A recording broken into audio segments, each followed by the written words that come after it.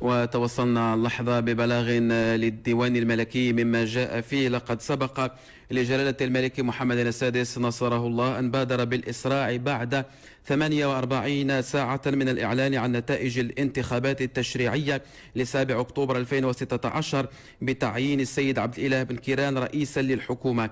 وللتذكير فقد سبق لجلالته أن حث رئيس الحكومة المعين عدة مرات على تسريع تكوين الحكومة الجديدة.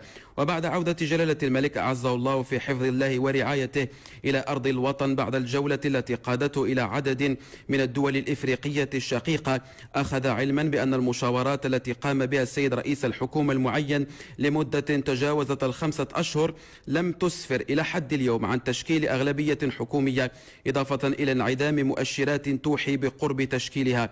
وبمقتضى الصلاحيات الدستورية لجلالة الملك بصفته الساهرة على احترام الدستور وعلى حسن سير المؤسسات والمؤتمن على المصالح العليا للوطن والمواطنين، وحرصا من جلالته على تجاوز وضعية الجمود الحالية، فقد قرر أعزه الله أن يعين كرئيس حكومة جديد شخصية سياسية أخرى من حزب العدالة والتنمية. وقد فضل جلالة الملك أن يتخذ هذا القرار السامي من ضمن كل الاختيارات المتاحة التي يمنحها له نص وروح الدستور، تجسيدا لإرادته الصادقة وحرصه الدائم على توطيد الاختيار الديمقراطي وصيانة المكاسب التي حققتها بلادنا في هذا المجال. وسيستقبل جلالة الملك حفظه الله في القريب العاجل هذه الشخصية وسيكلفها بتشكيل الحكومة الجديدة.